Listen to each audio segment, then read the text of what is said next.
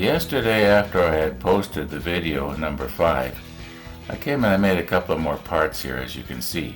And then afterwards I kind of felt bad because there were a couple of little aspects of this that I thought, the viewers might have been interested in what I did there. I'll bet you some of them haven't done this. And anyway, we'll get at that in a minute. But this morning I was on Skype with somebody who had seen the video yesterday, and he says, how does a round auger making a round hole end up with a square hole? So I'm going to just show that because it could possibly be, if he didn't know for sure, other people don't either. Then we'll talk about this. Now they call this a hollow chisel mortiser. And the key word that you want to remember is the word chisel. And as you can see here, this is actually chisels, 4 of them. Okay, like this is like this. This one is like this, and so on all the way around. Now the idea is that as the auger goes in and makes the hole, followed right behind the hole is your chisels, which chip out the corners and to a certain degree a little bit on the sides. Then the chips get sucked in and spit out the side here. And that's basically how it works. Now this is my 3/4 inch mortiser. It's my favorite. The reason being is because most of the work that I'm going to stuff in the hole is 3/4 inch already finished lumber. So it's just exactly the right size. Now mind you, it's a tiny bit bigger than 3/4 of an inch because you want room for the glue, right? Now this particular one, I've been having a problem with it binding, but that is going to have to be another video, a standalone video all in its own here, because I want to start talking about the clock.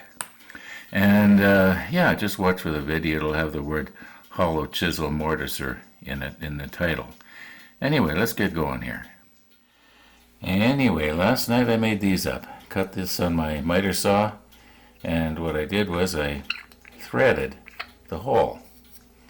And the idea is, well, as you're going to see here, okay, this is number 1, here's number 1.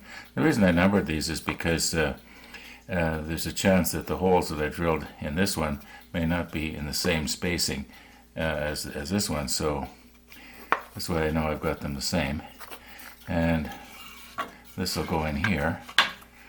Then when this is screwed down on here and this is screwed up against this can be set and locked in place. But anyway, I want to show you how I made these threaded holes here. Probably a lot of you guys have done this sort of thing already. Now I know I could have gone to Lee Valley or someplace like that and bought little knobs that were just right, probably about the same diameter thread that this is, but I had these in my scrap box, and they're just about ideal for for being able to tighten it finger tight, because that's all it's going to have to be, is just finger tight. All right, so then I had to find a tap that was the same as this to match this size, and then I drilled a hole just slightly smaller than my tap in the wood, and then see if I can get the angle right here so you can see it.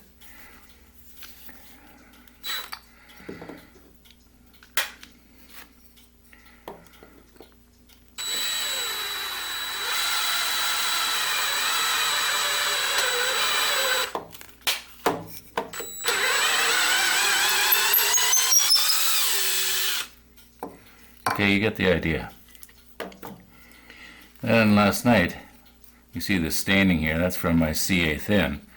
I just sort of ran some CA thin in there and let it make the threads a little bit more stiff.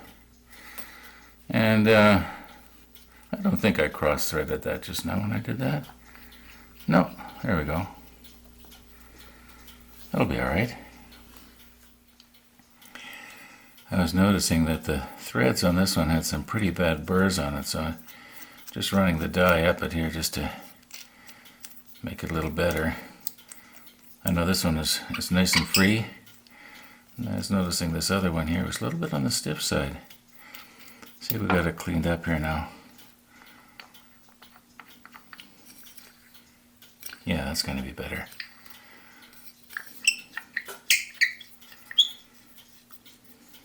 Yeah.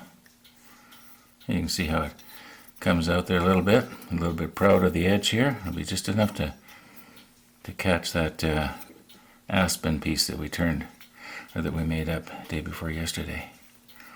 Still a little bit stiff, but not so stiff I can't turn it.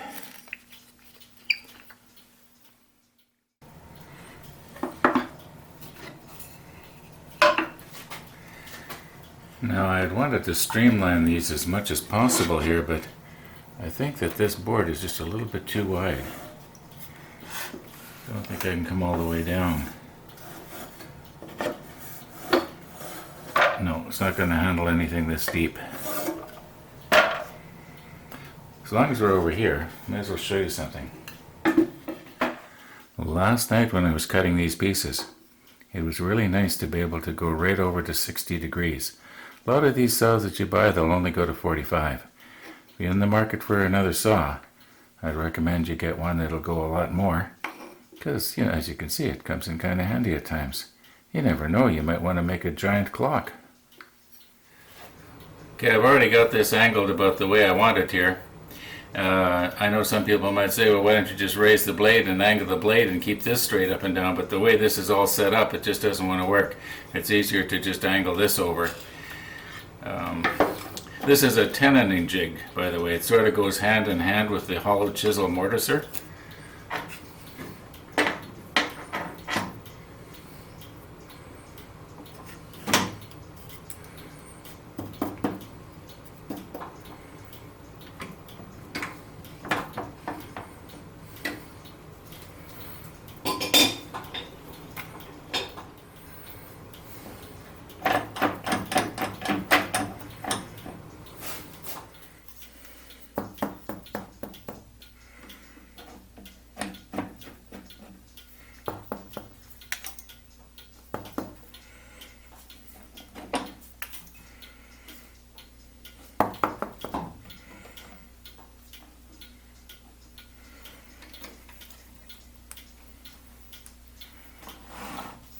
I think we're good to go.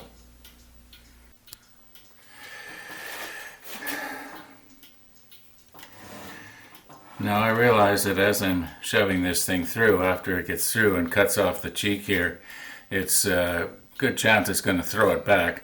Or it could wedge in there, so I'll have to be ready to shut this off right away if it does that. At any rate, I'm going to be standing off to the side, not right directly behind it in case it does come flying back. Anyway, we'll soon know.